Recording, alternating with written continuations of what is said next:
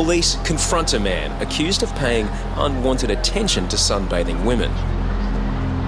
The policemen are escorting him off the beach straight away. I think they're going to have a word to him up on the prom, and good old toodaloo. they've given him the old toodaloo. The man's details are checked for prior offences. The police guy on the left, he'd be running a check. He'd be nervous if he's got a conviction or something. Yeah. It was just that you were coming down and you were laying next to him and stuff like that, and I just found it intimidating. No worries, that's all right. Yeah. All right. Despite no previous record, the man is told to leave the beach. As I said, we told him to go, so if he comes back, just let us know, and then come back. So, if you got any other dramas, just let us know. We'll be around the beach for the rest of the day. So, cheers, mate.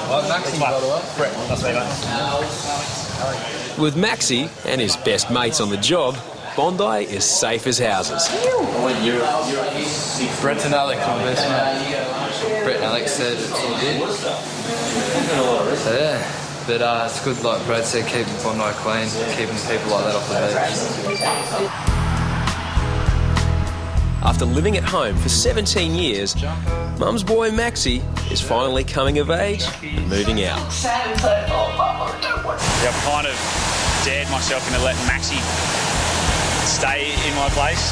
There's a few responsibilities, which I hope he's up to. It's in a place where there's no neighbours, no one can hear what goes on, so I could imagine there'll be some sort of debauchery or stupidity or something, Yeah, he's moving into Corey's place at the surf club. It's a disaster. It's not going to work. He's moving straight out of home, and he's got to take care of a whole clubhouse now. It's not going to work. He's a grub. It's no ordinary house. Maxie's moving into the caretaker's residence at nearby Bronte Surf Club while Corey is overseas. When I was 17, moving out would have sounded like the best thing in the world, but once he's got no clean clothes, no food in the cupboard, and no one waking him up, he'll find that it's not as glorious as it sounds. It only seems like yesterday he was a baby, and now all of a sudden he's 8 months from being an adult, and legally that's, you can vote and he can go to the clubs and pubs, which is a scary thought, but he's always been a responsible young man. Even Teddy's excited. It's near a beach. Yeah, he likes it. He likes it. Now Maxie's big moment has finally arrived. It's time to farewell the family.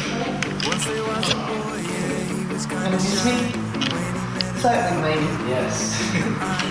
So he's too tall for me now. You're getting too big, mate.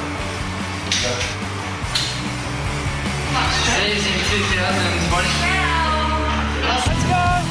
Next on Bondi Rescue. Big waves and bigger wipeouts. The boys in blue face off in hideous conditions. Can't even talk to my lips, it's so cold. Manic rescues test the lifeguard's skill. Middle of the flags, bacon. Then a death in the water. Troy faces a lifeguard's toughest challenge. Pretty traumatic for especially a young bloke.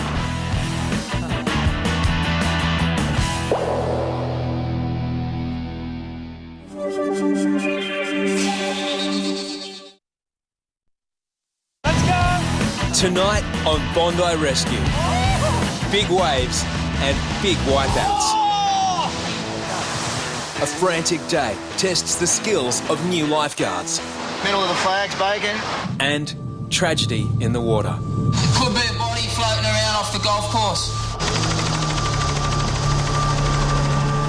Young Troy faces a lifeguard's toughest challenge.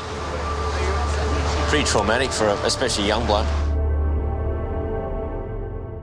Take me back to the sweet times, the happy nights. Everything is gonna be alright in the summertime.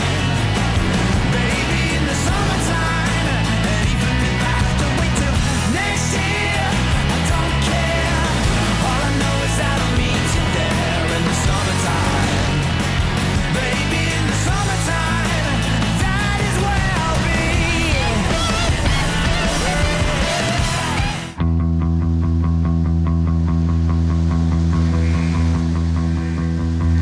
Professional lifeguards have been patrolling Bondi Beach for nearly 100 years. Once known as beach inspectors, they patrol every day of the year. Rain, hail or shine, to keep Australia's busiest beach safe.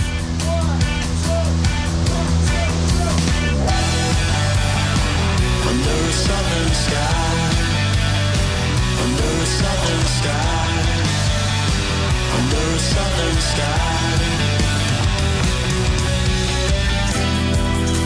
No way will we run, no way will we run and hide.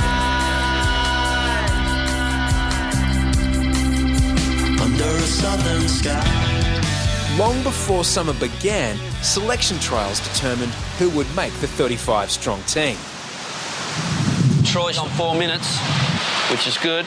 While the old guard proved they could still cut the mustard, young hopefuls competed to make the grade. How much do you want the job? It's about how much do you want to go the extra mile. And that's what you got. 21-year-old Adriel failed in his first attempt to become a lifeguard. Just give it your best shot. I've always wanted to be a lifeguard since I was little, so yeah, I don't know. It's just the ideal lifestyle. Now he's back to try out a second time. So we got all the new mob in the water right now, but anyone can swim up and down the pool, but the real test is at Bondi. You know, we've got 6 to 8 foot waves and it's 14 degrees and that's going to be the real test. Midwinter Bondi. 15 degrees out of the water and even colder in. We grab the boards. We do 2 boards. We come in. Prospective lifeguards face their second challenge in a grueling run, swim and paddle. How you feel? You ready to go? Oh, yeah. Someone smile, for God's sake. Let's go.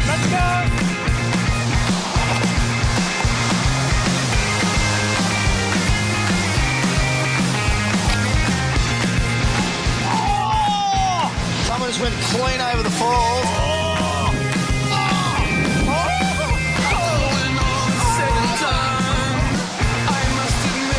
Young kid Adriel's in the lead at the moment. Young kid from Bondi Surf Club. He's still good. Despite the testing conditions, Adriel wasn't about to miss out a second time. Finish, time, please. Yeah, sick. Hey, that was phenomenal. Good work, legend. Adriel bolted in, coming first in his group. Maintained it the whole way. Pretty proud of his effort. The accomplished performance will score him a place on the team. In the next group, serving lifeguards also had to prove they still have what it takes. I can't even talk to you about this, it's so cold. Come on, Ace. Take it easy, mate. Not bad for a 60-year-old. Troy is one of the youngest serving lifeguards at 21. Here goes Gonzo. Oh! Affectionately known as Gonzo, he was desperate to get back on the team for another summer. Gonzo killed it, mate. He led from the start to finish. It's not even puffing. Look at him. Hey? He's killed it. Felt sick out of chocolate before. Well done, mate. Thanks, mate. Well done, mate. Well done. Mate, that was unreal, mate. Yeah. Top effort, you boys. Oh, that was hard. It's hard shit out there, mate. Why do they want us to do this? Just in case you have to do a rescue and this kind of stuff? Oh. That's what the jet ski's for. That was Gonzo's first Ironman championship. Soon, Troy will join Adriel patrolling Australia's busiest beach.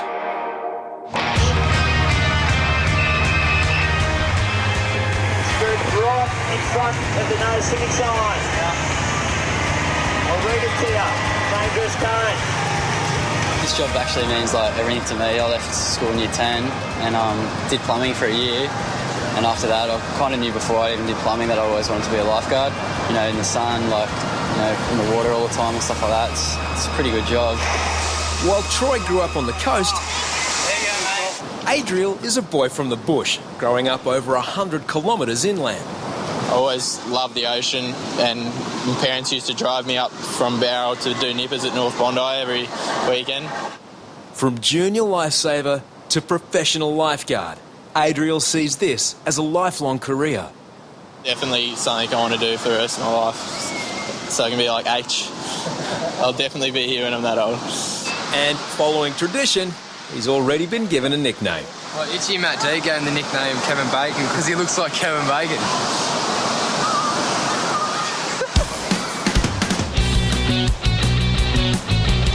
you know there is a dangerous current today. Tide is going out. It's a busy Sunday with a dangerous combination of swell and outgoing tide. At the moment, we've got a rip that's running from one end of the beach right across the other end of the beach, and we're getting board riders caught in the middle of the flag. The swimmers are getting sucked out of the flag, so we're going to have to stay on our toes all over. Bacon patrols on the jet ski for the first time, under supervision. Middle of the flags, Bacon. Experienced lifeguards know when a swimmer is in trouble, even if they don't. Bacon sent to collect a swimmer from the rip. You alright? You okay? Yeah, just move into shore. But he leaves empty-handed. He's not out of the woods yet. Yeah, I tried to get him to come on. He won't come on, that guy with the goggles. He said he's sweet. But this swimmer is far from sweet.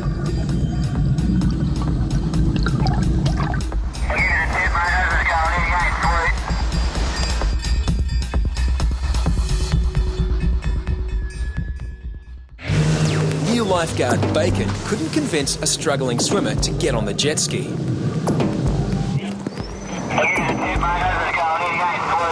As Azza heads out to complete the rescue, Bacon tries a second time. This time, he's more assertive and drags him from the water. Ride it like a bodyboard, mate.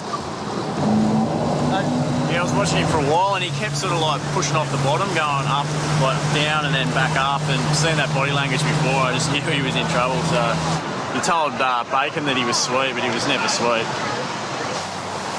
It's hard to sort of make someone get on the ski, but if that was me, I would have just told him to get on.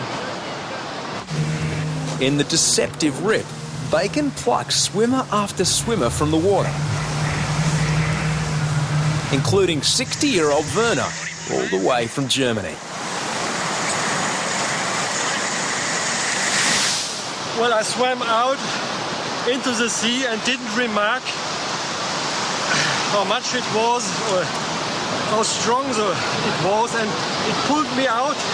I was completely surprised, yes, about the power, yes, pulling you back. Yeah, it is powerful out there. It's sucking right out the back. So. I only know the North Sea in Germany. Yeah. As Bacon learns about the North Sea, Bondi strikes again. Guy just got sucked out just there. Yeah, as I was just talking to the guy that we rescued before, so it's dangerous out here today. Got to be on the ball. If you need help, put your hand up and Troy will come out and get you. If not, come to shore and move away from this area, please. Conditions are becoming increasingly treacherous. Troy and Dino join the team at the front line. Go up onto the sandbank, please, or up to the red and yellow flags. Two swimmers have been swept out of their depth. Indian guy? An alert off-duty lifesaver bravely heads out, with Troy close behind.